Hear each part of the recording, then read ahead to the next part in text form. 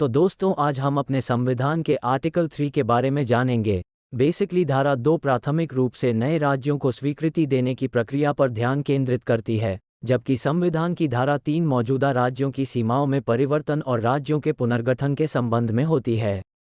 ये धारा स्पष्ट रूप से नए राज्यों के गठन और सीमाओं में परिवर्तन के संबंध में होती है। राज्यों की सीमाओं के परिवर्तन। इस धारा के अंतर्गत भारतीय संसद को मौजूदा राज्यों की सीमाओं में परिवर्तन करने की प्राधिकृति होती है।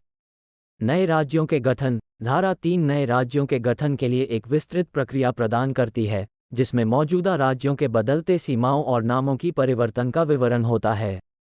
मौजूदा राज्यों की सहमति।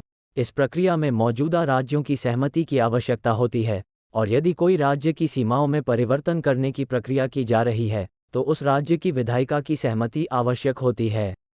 लोगों की इच्छाओं का महत्व। इस धारा का महत्वपूर्ण अंश है कि यह नए राज्यों के गठन और सीमाओं में परिवर्तन के बारे में विचार करते समय जो भी लोग उन क्षेत्रों में रहते हैं, उनकी इच्छाओं को ध्यान में रखने का महत्व देता है। इस प्रकार धारा 2 प्राथमिक रूप से नए राज्यों को स्वीकृति देने की प्रक्रिया पर ध्यान केंद्रित करती है, जबकि धारा 3 मौजूदा राज्यों की सीमाओं में परिवर्तन और राज्यों के पुनर्गठन के संबंध में होती है। तो दोस्तों, संविधान की ऐसी ही ज्ञान भरी वीडियो देखने के लिए हमारे इस चैनल अम्बेडकर्स वर्ल्ड को लाइक करें और सब्सक्राइब करें और शेयर करना ना भूलें।